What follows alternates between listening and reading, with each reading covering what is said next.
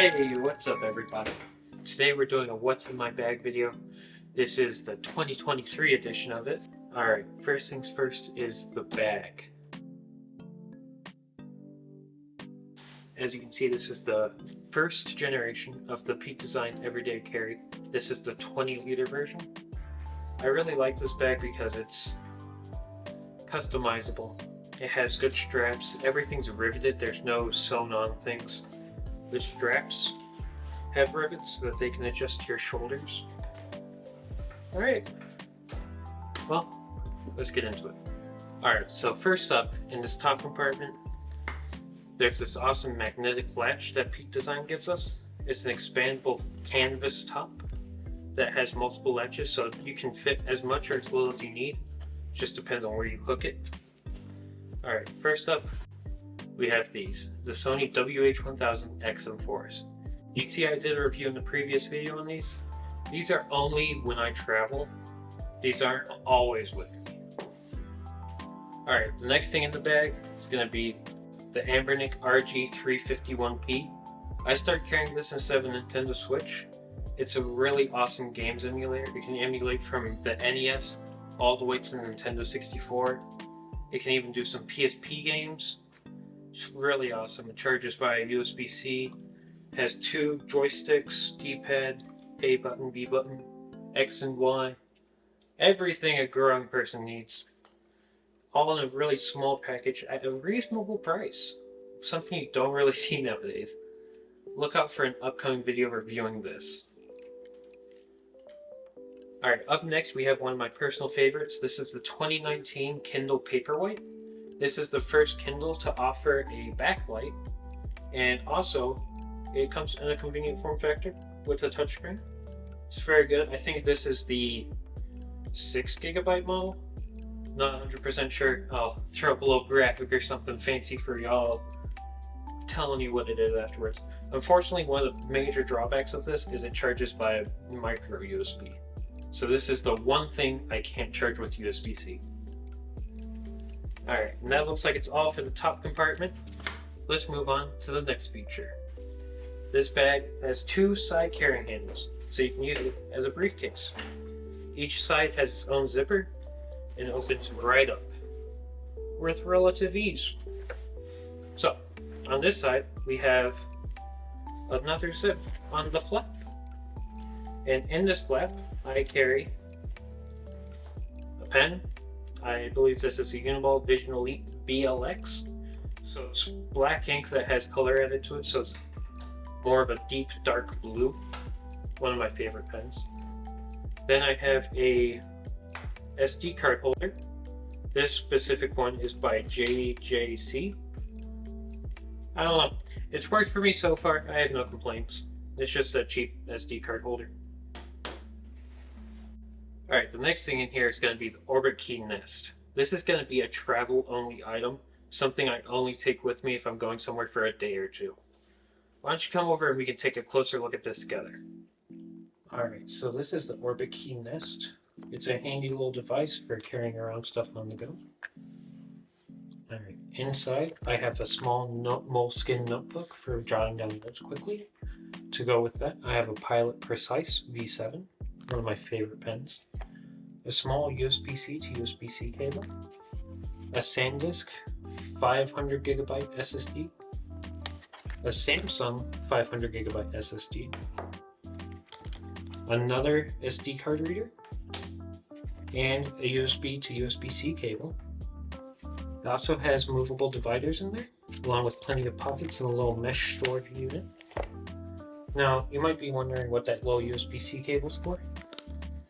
If you can see, there is a indent here, so when it's on your desk, you can use it to hold your keys and your wallet. But there's a USB-C port right there, and that's for using the wireless charging pad. So you can just put your phone there, and it'll charge it up. Alright, the last thing that we have on this side is going to be the original Canon EOS M. This is a great little camera. It's almost the size of a point and shoot, but it does have those interchangeable lenses, so you can get the right lens for the right job. It's a great little camera. This is definitely an improvement over a cell phone camera, It's small enough to just fit in my bag right in a little compartment right there. I really recommend this camera. It does great video too for what it costs. I think right now on eBay you can pick these up used for about $200, so really not too bad.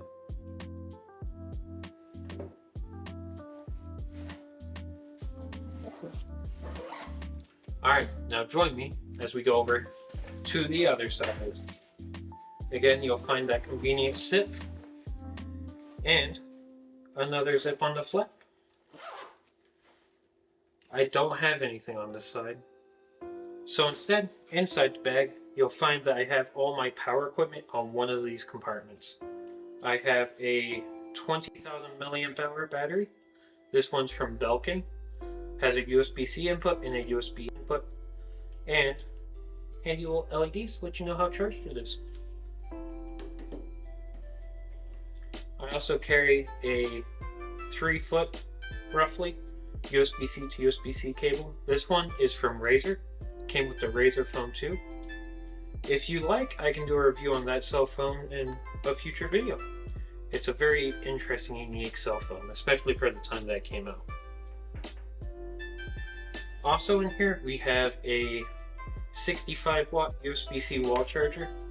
I always carry this with me just in case I need to fill up my phone or whatever else has me on some kind of trips anywhere. It's convenient to have a good fast charger with you. Alright, so that's all for the main compartment of the bag. There's another spot though, and that would be the top of the bag. Alright, so in here I have the 2020 MacBook Air with the M1 chip. I definitely recommend this laptop for traveling. Usually, I don't even have to bring a charger with me because the battery life is so long on this. It's definitely a great addition to the bag.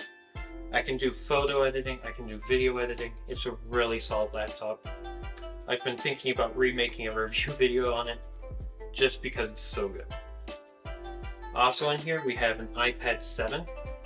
This one I believe came out in 2017. I'm running iPad OS on it right now. It's just really solid for web browsing or research. I can also do some light video or photo editing on it if I need to. Also up here, I have a USB and USB-C adapter for card reader. So it can do micro SD and SD cards. I also have the Apple Pencil because an iPad without an Apple Pencil is just another tablet. And a microfiber cloth because you never know when you're going to have a smudge on your screen. I don't remember where I got that one, but it's a nice color and shade of orange. Quite nice. But one more thing. In the main top compartment, Peak Design has a secret pocket. It uses a magnetic clasp to open, and in there, I carry some Apple earbuds and a handy spare stick of chapstick, because you never know when you're going to get chapped lips. Alright, so that's all for the bag. Now what do I carry on a personal day? Well, I have my Casio watch, because you can't go somewhere without knowing the time.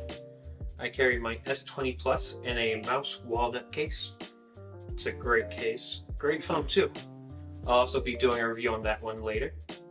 I carry my 5th generation iPod with me. It's a great little device for listening to music. You can't get notifications on it. So if you hate when you're listening to music and you get like a text from someone and it interrupts your music, this would be a great addition for you.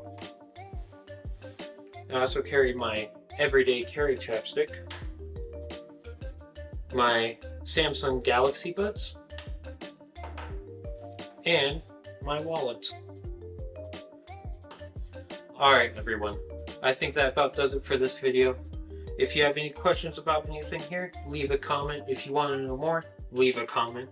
If you liked it, make sure to give it a thumbs up. If you disliked it, give it a thumbs down. Alright, if you want to see more videos like this, hit the subscribe button. There'll be more reviews like this coming in the future. Peace.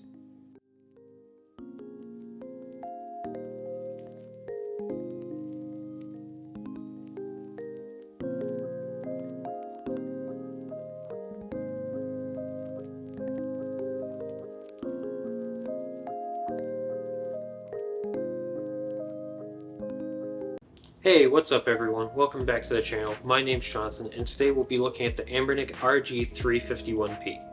It's a retro emulation device designed specifically for older titles.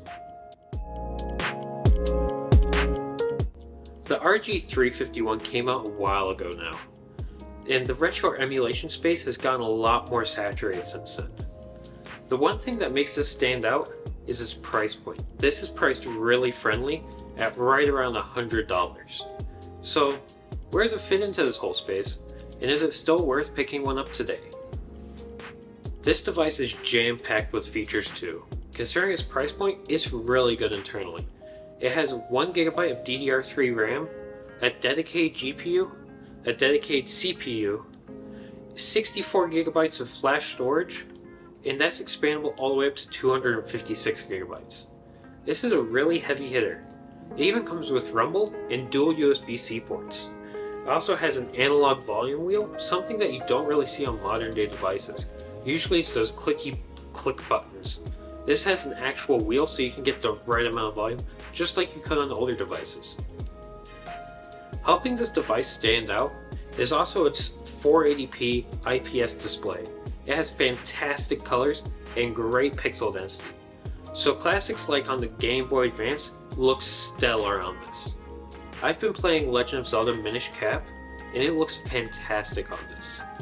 Combined with its analog controls, it's been a dream to play on. Not only can this play the older retro titles, it can play newer stuff as well, like PSP or even PlayStation 1 consoles. And that is where these little fellas come in. These are like Joy-Con joysticks, except they're actually recessed into the body, so putting it in your pocket doesn't feel like a sin.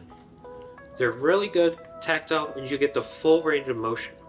You can also click them in as extra buttons, and it's really good to map hotkeys to them.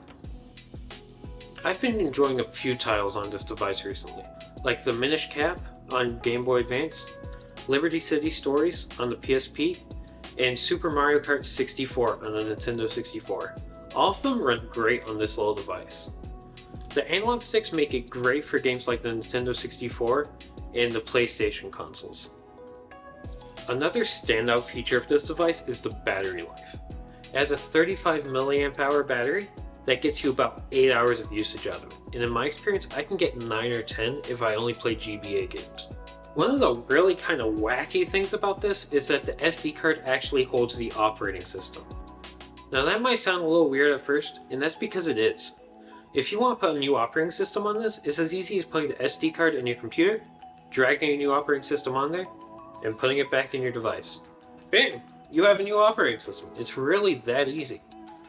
Now what that means is that you can change the operating system to something you want. There are a few operating systems to choose from.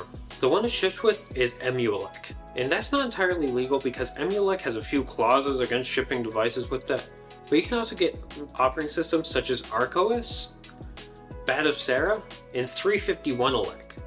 351elec is a fork of Emulec that was designed specifically for this device, and it runs like a dream.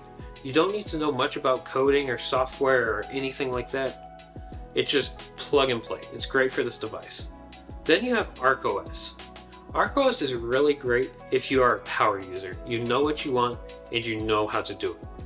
It's incredibly powerful, but it can also be a bit daunting at times. There's also Batocera. It's not entirely fleshed out yet, but it's a really solid option if you're willing to deal with a few bugs here and there and some dropped saves. Personally, I use 351elec. It runs games beautifully and doesn't compromise when it comes to power efficiency or power on the GPU. It's a really good balance of the two. Alright, so as of the filming of this, with all these features, you can purchase this on Amazon right now for about $100, and it comes preloaded with 2,500 games. It also has all the emulators that you need, and everything that you need to get it up and running right out of the box, which is great for people who don't want the hassle of just dealing with it. They just want to turn it on and start gaming right away. Personally, one of my biggest use cases for this is on road trips.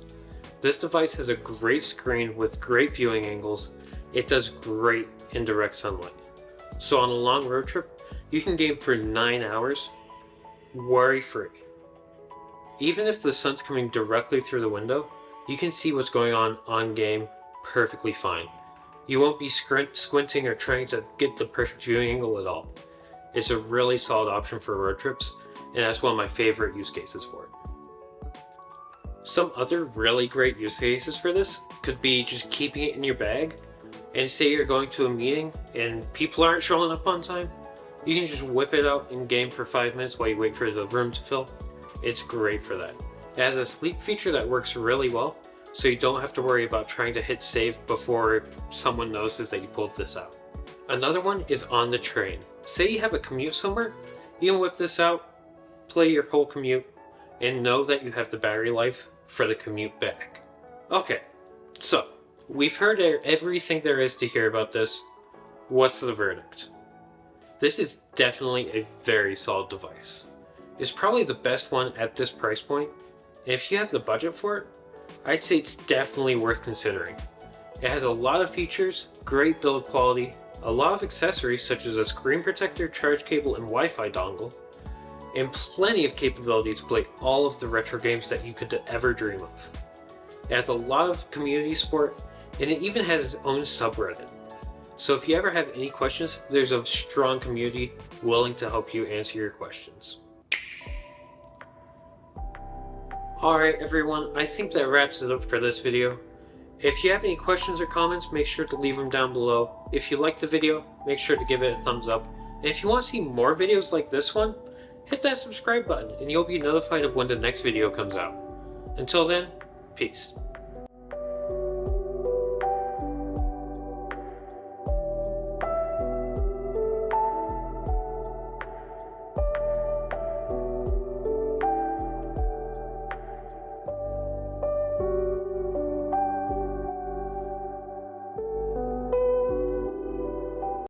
Hey, what's up guys? Welcome back to the channel. This is Jonathan, and in this video we're going to be reviewing the Samsung Galaxy S20 Plus. So it's been almost 3 years since the S20 Plus released, and it's safe to say it was one of the most anticipated smartphones of 2020. With a 6.7-inch display, quad camera setup, and 5G connectivity, the S20 Plus promised a lot. The question is, did it deliver, and how does it hold up today? First, let's talk about the display. The S20 Plus has a 6.7-inch dynamic AMOLED 2X display with a resolution of 3200 by 1400. It's one of the best displays you'll find on any smartphone today. The colors are vibrant, the blacks are deep, and the viewing angles are fantastic. The display gets incredibly bright as well, making it easy to use in direct sunlight. Samsung also added 120Hz refresh rate to the S20 Plus, which makes scrolling through apps and websites feel buttery smooth. Speaking of apps, the S20 Plus is a powerhouse when it comes to performance. It is powered by a Qualcomm Snapdragon 865 processor or an Exynos 990 depending on where you live, which is paired with either 8GB or 12GB of RAM. Now let's talk about the camera. The S20 Plus has a quad camera setup consisting of a 12MP ultra-wide, a 12MP wide angle, and a 64MP telephoto camera with a depth sensor. The camera is one of the standout features of the S20 Plus. The images it produces are sharp and detailed with accurate colors and great dynamic range. The telephoto camera is also fantastic, allowing you to zoom in without losing too much detail. Samsung has also added some new camera features to the S20 Plus, such as single take, which takes a bunch of photos and videos with different effects in just a few seconds, and space zoom, which allows you to zoom in up to 30x. The S20 Plus also supports 5G connectivity, which means you can take advantage of faster download and upload speeds, as well as lower latency. However, it's worth noting that 5G coverage is still fairly limited in many areas. Finally, let's talk about battery life. The S20 Plus has a 4500 mAh battery, which is a decent size. It should last you through about a full day of use, but you should probably charge it up before bed.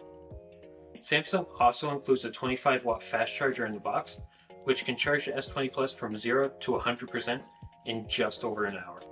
There's also support for wireless charging and reverse wireless charging, which means that you can charge other devices just by putting them on the back of the S20 Plus.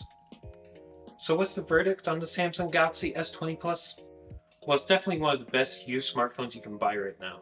The display is fantastic and the performance is top notch. The camera is great and the 5G connectivity is a nice bonus. However, it's worth noting that the S20 Plus is not perfect.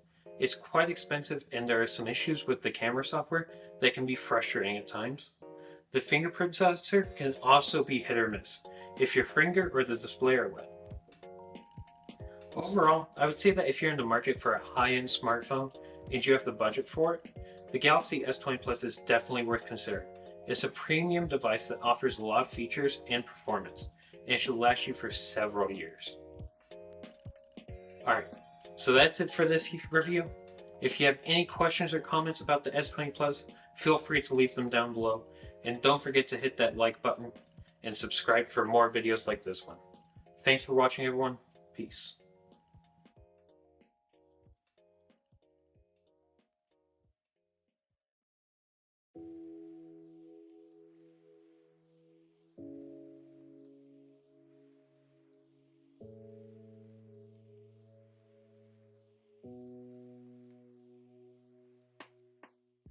Hey everyone, what's up? It's been a hot minute. My last video was April 10th, 2023, and now it's July 4th, 2024, so it's been a while.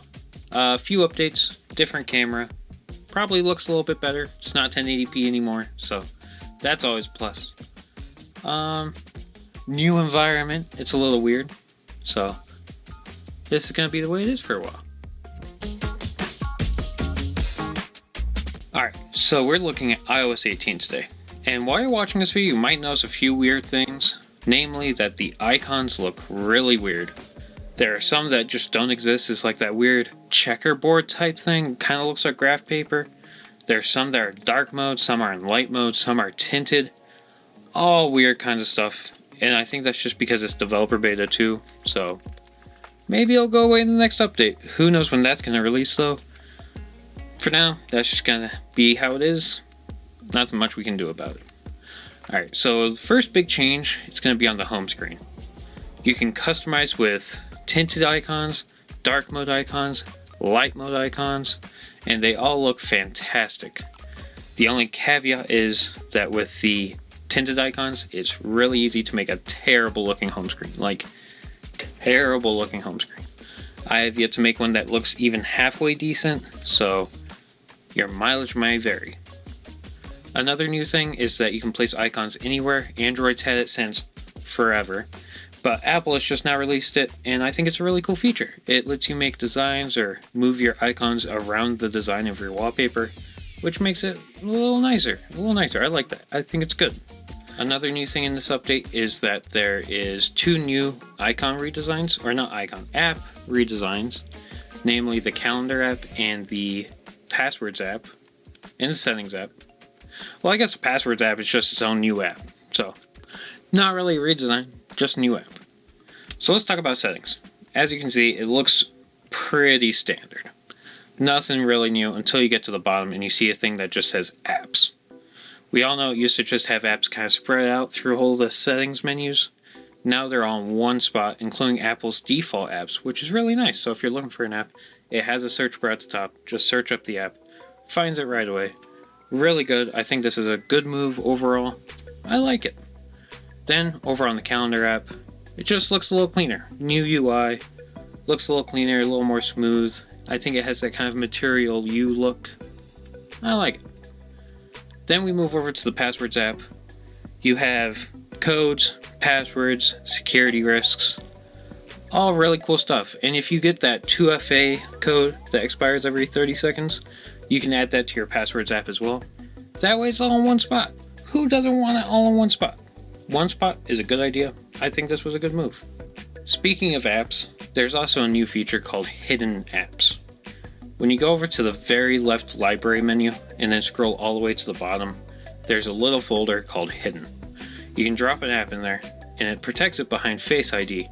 And when it's in that file, it also doesn't give you any notifications, so that if someone's just looking at your phone, they won't know that you even have that app installed. It's really weird. I don't really know what the use case for that would be, but it's a new feature, so I guess it's good. Just seems strange, I guess. Android's had this one for about a year now, so I guess it's good that we have it now too. While we're on the topic of apps, there's also a new feature called Game Mode. And basically whenever you open a game, or an app that your phone thinks is a game, which is pretty good at recognizing, it turns on game mode. And that's supposed to extend battery life, increase frame rates, and increase performance while basically pushing everything else off to the side, making your gaming experience better, in theory.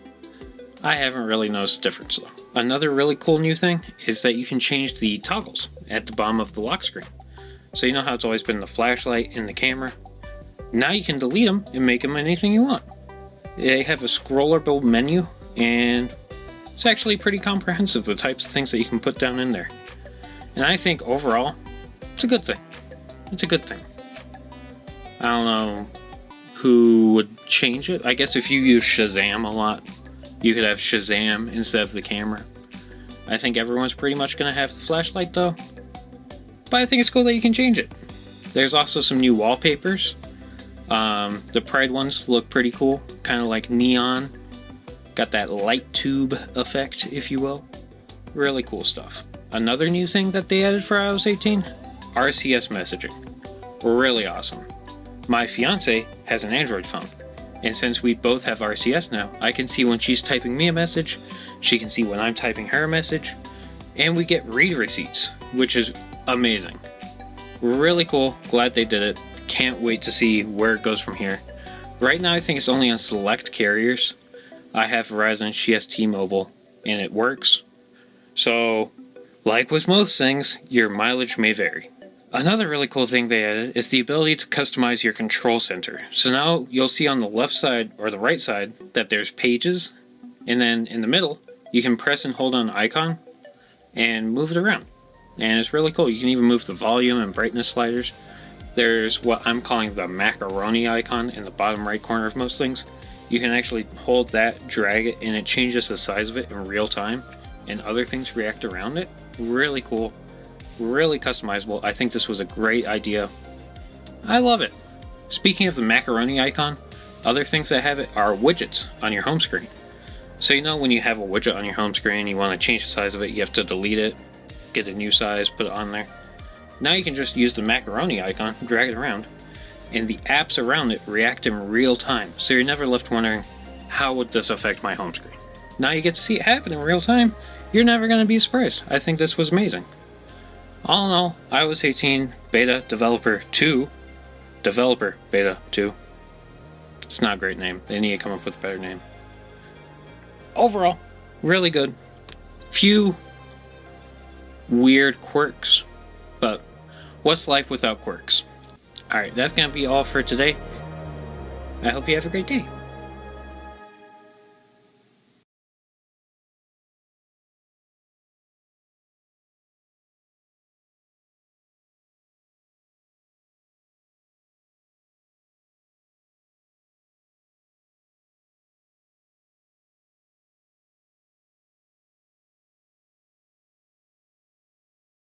Hey everyone, what's up? Welcome back to my channel. In the last video, we talked about iOS 18 Developer Beta 2.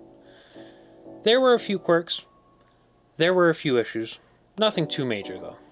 But as if like clockwork, that same day, Apple released Developer Beta 3. And it has some changes. So let's talk about that today. Probably the biggest change, personally for me, is they fixed the icons. So now, no longer do you get the weird checkerboard icons. I don't know what they were called. Those are gone. All the apps work now. You can see all of their icons. It's beautiful. It's glorious. I'm glad they fixed it, because it was getting annoying. Although it's annoying that they released that beta the same day I uploaded my video, so I don't know if they're trying to spite me, or, you know, who knows what it could be. Also, in the last video, I did not show you, but these, if you hold here, these are the macaroni icons. So you can just drag those and change the size of your widgets. You can also move them around anywhere you want. It's very fancy. It's very good. Alright, also in this video, I want to talk about how to actually get into the beta. That's something that I haven't addressed yet. And I think there are some people out there who would like to join it. It should be said that there are a few inherent risks that you take when you join the beta. I use the beta on all of my main devices, which is very not recommended to anyone. The beta is inherently unstable, it has flaws, it doesn't work all the time, and it can lead to major issues down the road. So proceed with your own caution. You know, you're taking your devices into your own hands, basically. Alright, let's get into it. Alright, so the first thing you're going to want to do is you're going to want to come to your browser. Any browser. You get to choose. That's the best part. Go to beta.apple.com and you'll see this coming soon. iOS 18, iPadOS 18, and macOS Sequoia, tvOS 18, HomePod Software 18. All the betas. Now, you're going to have to sign up for a developer account. That's pretty easy, pretty standard stuff. You just go through the steps, that's easy. If you want to get it on iOS 18, you can click on iOS 18. And then it tells you, like, what's coming. It's very nice. Goes through all that very easily. Once you've signed up for a beta account, you're going to want to go into your settings, and eventually you will get a notification saying that you are eligible and ready to download whichever beta you signed up for. So for me, I have signed up for the developer beta, so I'm always on like the bleeding edge of the beta. But that's also the most dangerous one because things can break without warning.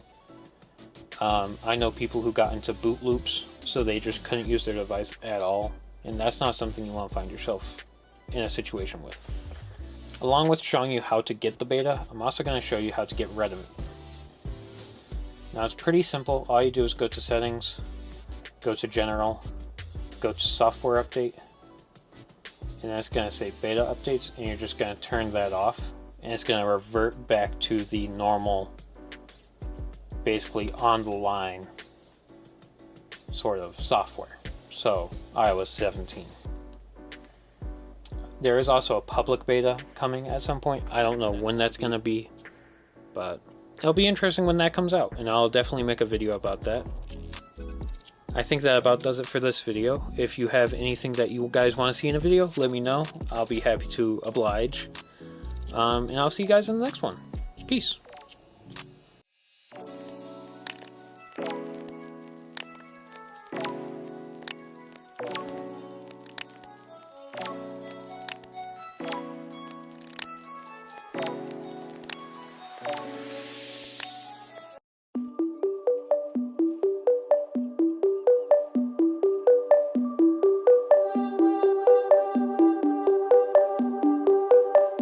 Hey everyone, what's up? Welcome back to the channel, and today we're going to be doing a setup tour.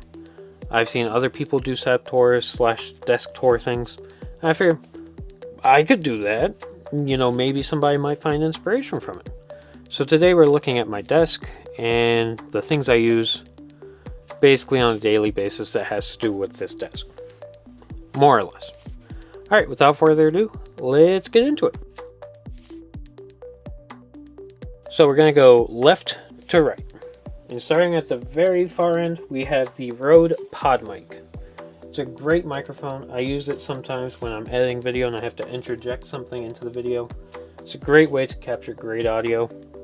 I really recommend it. You can find it used for around $60 sometimes.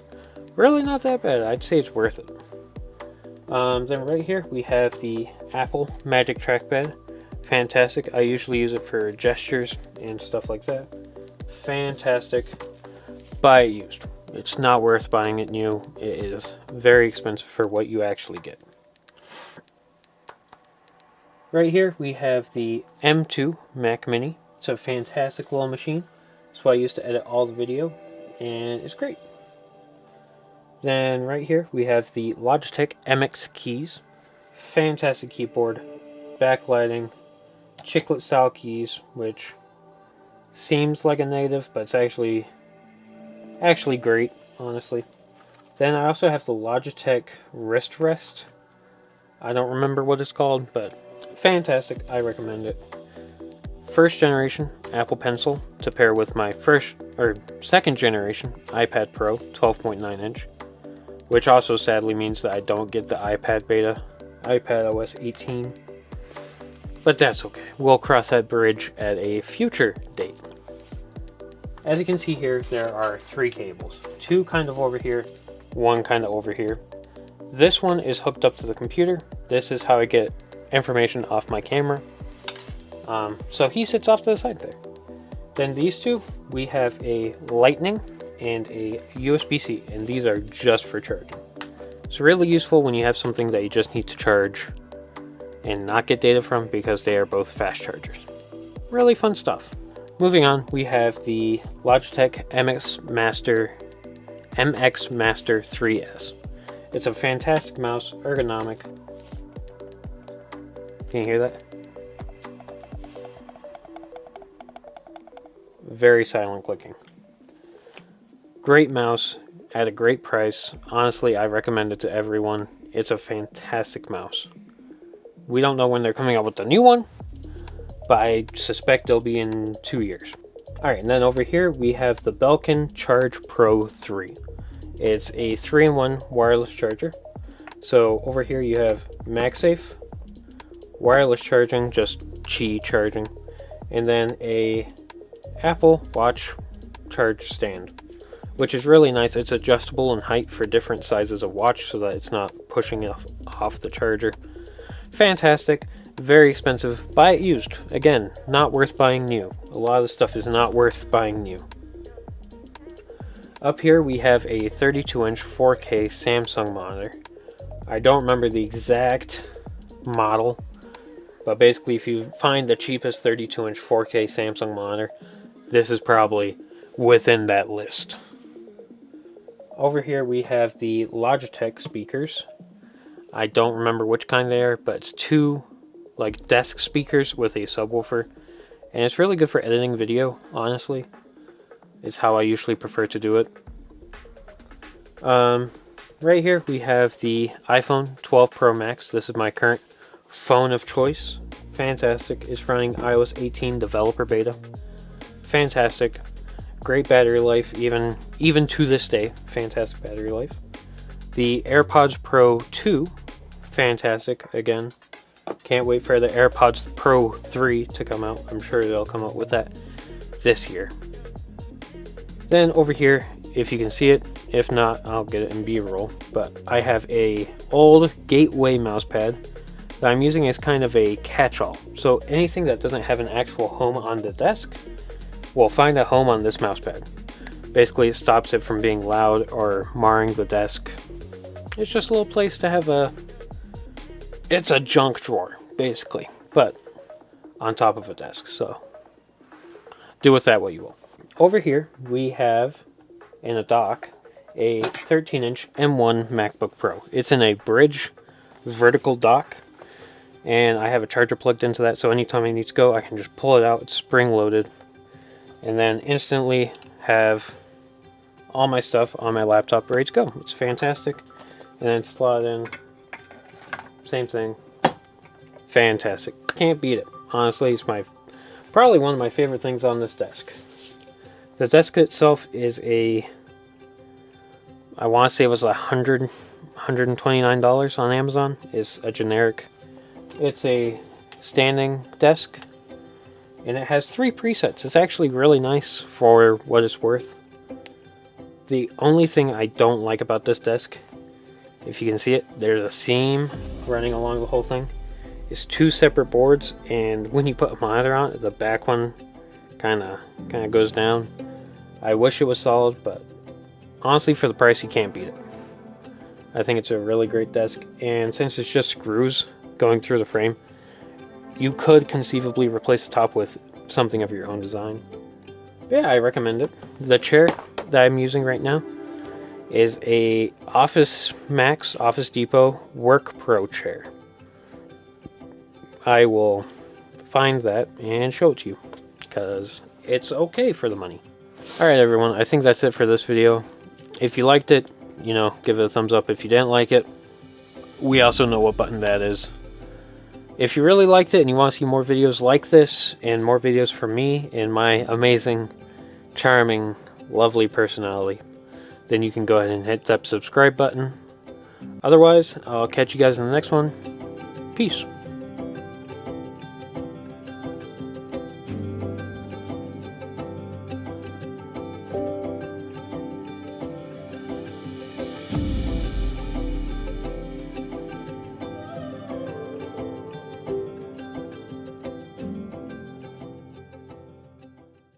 Hey, what's up everyone? Welcome back to another video, and today we're looking at macOS Sequoia Beta. It's the latest and greatest in Apple's macOS lineup, and it has a lot of new features, enhancements, and improvements, along with a sort of other things. And today, we're going to take a look at those, see how it changes the game, and see if it's worth upgrading to. Let's get into it. Alright, so first things first, we're going to look at something small. Apple Maps. It got a small update this time, but significant. What it does is hikes and custom routes. Basically, national parks and other assorted locations will have routes and hikes pre-planned that you can follow on your phone or watch. Or your Mac, if you want to do that. Which is an interesting choice, but you can also create your own custom ones, which is a really nice feature. While we're here, there's also a new feature introduced, which I think everyone was highly anticipating and always asking Apple to do, and that's window snapping. So what you can do is you can just take your window, just drag it to the side, and it drops it right there. Now, one feature that this does that Microsoft Windows doesn't do, is it leaves a little border right around it. And if you were to open up something else and drag it to the other side, it leaves a little gap. And that's so you can still see your wallpaper and have like a separation of your windows. Another app that got a small feature, or a not so small feature depending on who you are and what devices you use, is iMessage. This time around it got RCS messaging in tapbacks. RCS was added to the iPhone, the Mac, and to Apple Watch. So when you message someone that uses an Android phone or isn't on iMessage, you can get read receipts, send notifications, and send receipts. Really useful. I personally like that feature. My fiance uses a Android phone, so I appreciate that feature. I think it's a really nice addition. Another small feature added to iMessage was send later.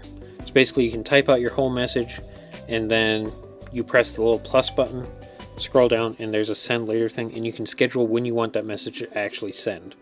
And one of the cool things about the way Apple did it is that it sends to the cloud and then sends from the cloud when the scheduled time arrives, which is really neat because it means it'll send even if your phone doesn't have signal at that exact time, something Android phones currently don't have an alternative for. Another app that got a big update was the Photos app. There's a much bigger focus and emphasis on collections. So now instead of just seeing your library and albums, it makes collections for you, which can make it easier to find photos or trips or events. I personally like breaking it down by trips because I get to see all my vacations, all the little trips I've taken, look at all the photos and videos from those. And another feature is they've basically overhauled the way search works.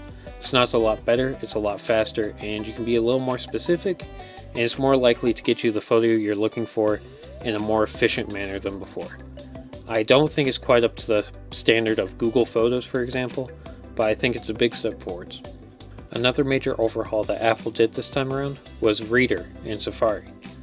So now you can change the color of the page, you can change the font, and on some sites it'll even be able to pull summaries, links, directions, recipes, and videos for viewing in a better style with less distractions. Something I think we all take for granted a little bit.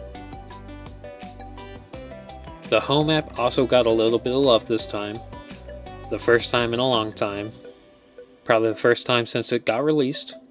So now you can add robot vacuums, and there are even guest accounts. So if you have someone over who's staying with you, and you want them to be able to turn on your lights that are HomeKit only, they can do that now using a guest account, and they can only access the devices that you let them access. If you've already watched my iPhone video, which you can watch up there, you'll know that the Passwords app is now a thing, and it's fantastic. You have all your passwords in one central place, along with passkeys, Wi-Fi, codes, security issues, and deleted passwords. You can even share specific passwords with specific people if you need to do that. I don't really know who needs that, but if you do, you can do it now. It's a feature, not a bug. One of the most dividing and controversial things Apple did is the new iPhone screen mirroring feature. So basically you can come down here and click this icon, and if your phone's on your desk and locked, you can access it from your desktop. You can control it, control apps. Right now mine's being a little finicky because it's in beta, but I do have a short showing a little bit about how this works, and it's a fantastic feature. If you have to check your social media feed, or like you want to check Instagram, which does not have a native Mac app, this is a great way for accessing that. There are many more features to come. This is just a quick overview of them. This by no means goes over all of them, so make sure you stay tuned, hit the like button, subscribe if you want to see more. This is probably the biggest update macOS has gotten in years, and I'll be sure to go over more features as they come out, of which there are many features yet to come out. If you enjoyed the video, hit the like button, and I'll see you guys in the next one. Peace.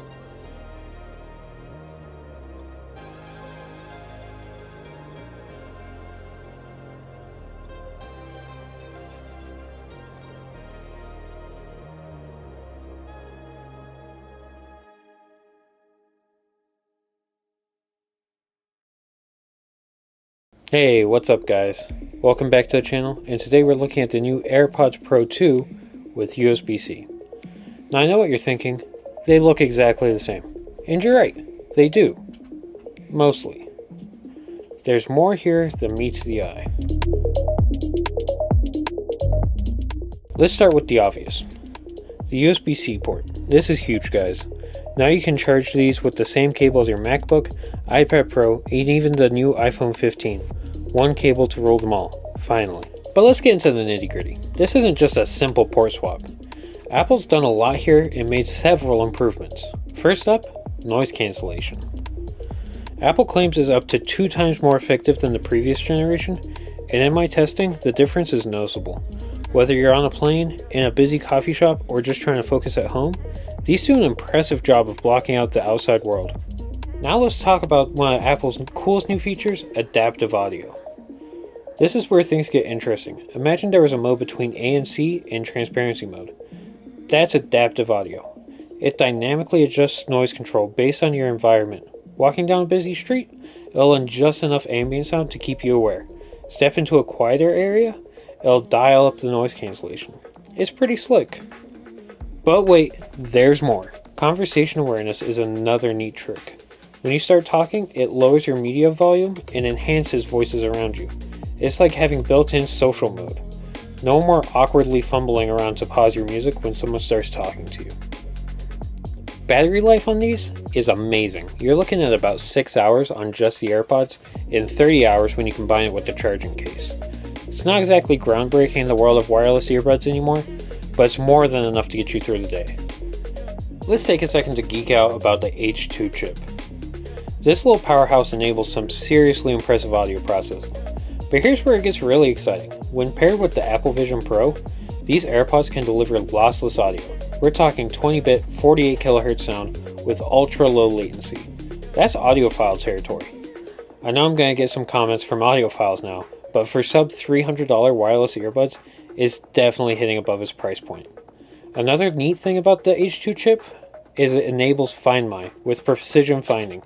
You will never be losing your AirPods again or leaving them behind unintentionally. You can even find the individual AirPods, and there's a neat little speaker built into the case for playing sounds to help you locate them.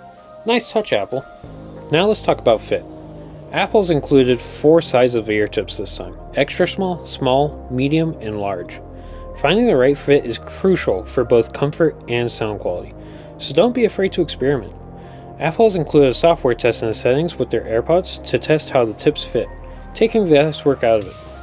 One of my favorite new features is the touch control on the stem of the AirPods. It's as simple as a swipe down or a swipe up to adjust volume. It's really intuitive, it's really simple, and it works brilliantly. Water and dust resistance has also been improved. These are now IP54 rated, which means they can handle sweat, rain, and dust better than ever. Just don't go swimming with them. Now here's something cool. If you've got an iPhone 15 or an iPad with USB-C, you can actually charge your AirPods directly from them using a USB-C to USB-C cable. It's a neat party trick, but also genuinely useful in a pinch. Speaking of iOS 17, you'll want to upgrade to it or the new iOS 18 beta to unlock cool features such as conversation awareness and adaptive audio. With iOS 18 on the horizon, it promises to bring some cool AI features, such as nodding your head or shaking your head to answer Siri queries. Something really cool, and I think a lot of people will be looking forward to in the next update. Now I know some of you are wondering, hey, I have the old AirPods Pro, should I upgrade to these? Is it worth upgrading? And honestly, I would say not really. Unless you have the first or second generation of AirPods, or your AirPods Pro are not in great shape and the battery life doesn't last as long, I would say it's only worth it in those cases. Or if you're new to the Apple ecosystem and just want to have the best experience up front, it's a great option. One important thing to note is that Apple doesn't currently sell the case on its own. You'll have to buy it as a full bundle for $249 US, which can be a bit of a bummer, and it is something important to keep in mind. Alright, let's wrap this up. AirPods Pro 2 with USB-C. A solid iteration of an already amazing product. USB-C is a welcome change, MagSafe charging is always awesome, and there's always improvements on the horizon with software. Are they perfect? No, not by any means, but they are amazing at their price point. They work perfectly within the Apple ecosystem, and with a little effort, work really well outside of it as well. So what do you think? Are you excited about the new AirPods, or are you sticking with what you have? Let me know in the comments below. And hey, if you like this video, you know what to do. Hit that like button and subscribe, and I'll see you guys in the next one. Peace.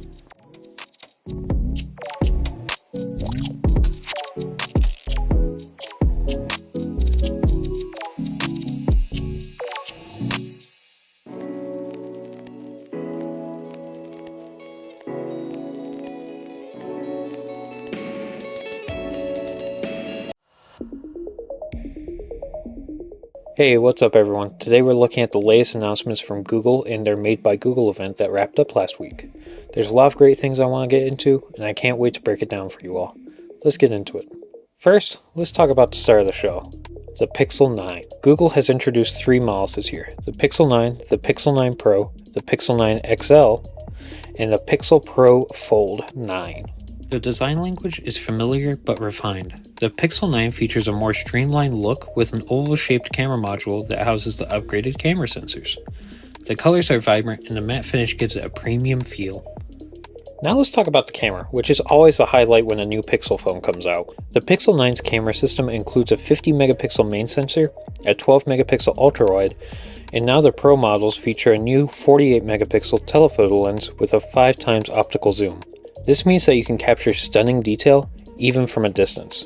Plus, there are new AI features that bring low light and portrait photography to the next level. The software experience is also getting a big boost from this new Android version, which includes features like Call Notes, a tool that summarizes your conversations in real time. This is a game changer for anyone who needs to keep track of important discussions. Speaking of AI, Google is really leaning into it this year with their Gemini model. Gemini is an AI assistant that's integrated across all devices. It offers real-time assistance, understanding context better than ever before. For example, it can help you plan your day by pulling information from your emails, calendar, and even suggesting the best route to your morning meeting. The AI capabilities extend to multitasking as well. You can have Gemini help you draft emails while you're on a video call, or even summarize information from different sources. It's like having a personal assistant right in your pocket. During this event, Google emphasized that privacy is their forefront concern, and I think that's really important considering how crucial and how personal AI information can be handled. A good AI needs to know everything about you to know how to help you best, and if privacy isn't at the forefront, there's a lot of ways that could be abused. Up next, let's talk about wearables. The Pixel Watch 3 got announced, and it has a lot of cool new features and a little bit of design refinement. It features a brighter display that's easier to read in sunlight and is available in a variety of styles and bands. The design is sleek and it feels comfortable on the wrist. One of the standout features is the loss of pulse detection. This is a significant health monitoring tool that can alert you if there are any irregularities in your heart rate. Plus, it integrates seamlessly with Google Fit, giving you a comprehensive view of your health metrics. Battery life has also seen improvements, with Google claiming it can last up to 48 hours on a single charge depending on usage. This is a big deal for smartwatch users who want to track their fitness without worrying about charging every night. I know my fiance is in that camp personally. She hates taking off the watch, charging it every night. That's why she wears a Garmin. It has a 5 or 6 day battery life and works fantastically. The Pixel Watch 3 runs on Wear OS, and it includes features like offline Google Maps and voice notes, making it a practical companion for daily use. And let's not forget about the Pixel Buds Pro 2. These earbuds are lighter and smaller than their predecessors, making them more comfortable for longer listening sessions. They come in a range of colors to match your style. With the new Tensor A1 chip, the sound quality is significantly improved. You'll get richer bass and clearer highs, making your music sound fantastic. They also come with adaptive sound features that adjust the volume based on your environment. So whether you're in a quiet room or a bustling cafe, your music will always sound just right. Battery life is impressive as well, with up to 11 hours of playback on a single charge and a total of 31 hours paired with the charging case. And they also support fast charging, so you can get a quick boost when you need it. So there you have it, the Made by Google event. Google introduced a lot of cool new smartphone tech, audio tech, and wearable tech.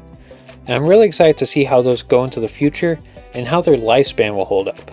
Personally, I'm not impressed by how much Google is implementing AI into their products. I feel like this is starting to become a new era akin to the Internet of Things, except instead of adding internet to things that don't need it, we're adding AI. It makes me worried about the long-term sustainability of these devices due to the high cost of running server farms. The Pixel 9 is looking to be a strong contender in the smartphone market with its impressive camera and AI features. The Pixel Watch 3 is a solid upgrade for anyone looking to track their health and stay connected on the go, and the Pixel Buds Pro 2 are set to elevate your audio experience with their smart features. So what do you guys think? Are you going to get these new products? Are you going to stay with the products you already have? Let me know down in the comments. Make sure to leave a like, and I'll see you guys in the next one. Peace.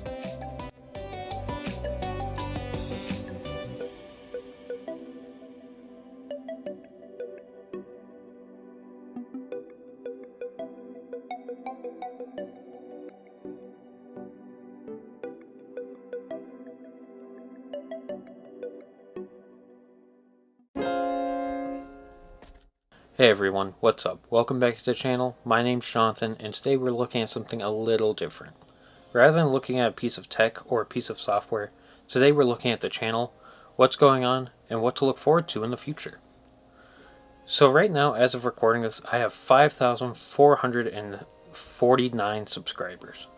That is a crazy amount. I never thought I'd make it this far. Thank you all so much for making this possible. Next, as you might see behind us, the set looks a little strange. So right now I'm shooting in my bedroom, and that's probably not going to change anytime soon. I don't really have the money right now to get a place that has a studio. So right now, I hope you like it, because it's going to stay this way for a while. Recently you might have noticed that the quality in videos has gone up, and that's thanks to the camera I'm using. It's the A7 IV by Sony. It does 4K, 10-bit, 60 frames per second video, and I do all my videos at 30 frames per second. The autofocus is amazing, and honestly this is the nicest camera I've ever used. And again, wouldn't be possible without you guys, so thank you. You might have noticed last week there was a video that didn't get published, and that's because I was sick. So I took a week off. I'm back healthy again, so that's why you're getting a video this week. I apologize for missing a week like that. I know that some of you are avid viewers and look forward to the weekly videos, but that just wasn't possible in the way I was feeling. Hopefully in the next video we get to look at the new Apple event. It's scheduled to come out on Monday, and it's going to hold a ton of new and exciting things. I'm looking forward to reviewing some hardware and some software changes that come from this event, and I can't wait to share them with you. It's probably Apple's biggest event so far, and I'm very excited to see what it holds. Alright everyone, let me know what you think in the comments below. Leave a like if you like it, dislike if you disliked it. And as always, I'll see you guys in the next one. Peace.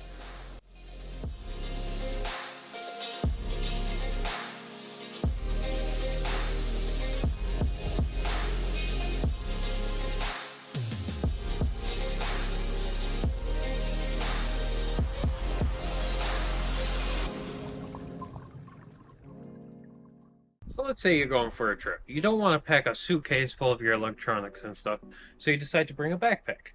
Now you have a few choices you could choose from, like the Peak Design Everyday Backpack, a hiking bag, a school backpack, something like that. What you don't want is something like this, a hiking bag. Very small, very lightweight, but you're not going to hold a lot of stuff in it. Instead, you're going to want something like this. The bag from Last Tech Tips. Let's get into it. Here we have what I would call a pretty standard array of items, stuff you would bring on a trip, keep you entertained in the hotel at night. Nothing crazy, but it is a lot of stuff. Now what we're going to do is we're going to see if it all fits into the Last Tech Tips bag, and see how it holds up, and see if there's room to still do stuff around town. So what we're trying to fit in there today is the Steam Deck, the Nintendo Switch, Peak Design Tech Pouch V2, a small projector, remote for the projector, remote for our Chromecast, 2017 iPad Pro 2nd Gen 12.9 inch, 2020 iPad Mini, 2020 MacBook Air M1, a Chromecast, and a nice big power bank. And as a bonus item, if we can, we're going to try and fit in the DJI Mini SE in a nice protective hard shell case. Alright, so this far back pocket is going to be our laptop compartment. And here we're going to put our laptop. We're going to put our iPad mini in this little pocket right here.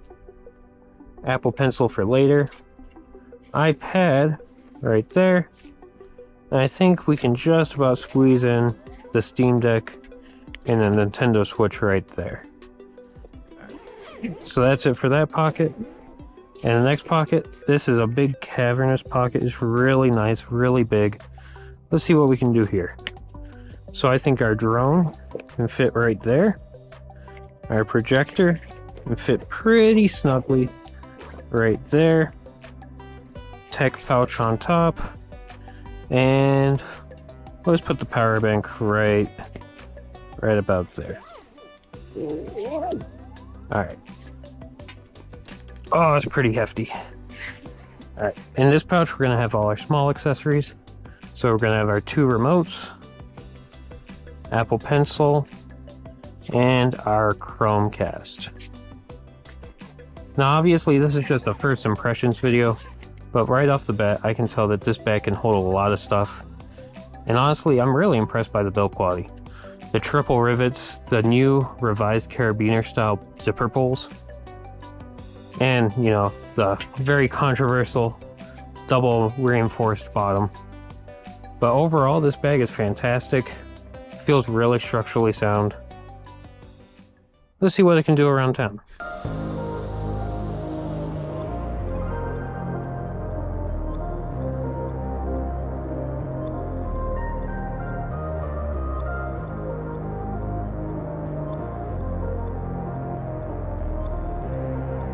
Alright, let's go to work.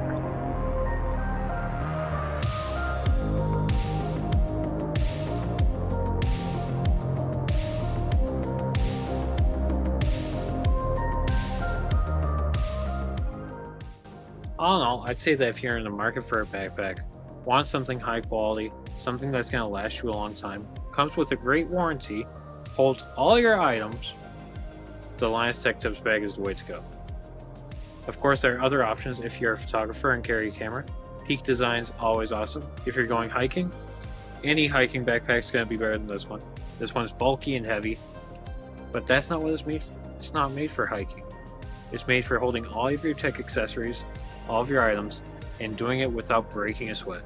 This has got to be the most sturdy backpack I've ever used. And that's saying something. I have a lot of backpacks and my whole family can attest to that. Alright, that about wraps it up for this video. I'll catch you guys in the next one. Peace.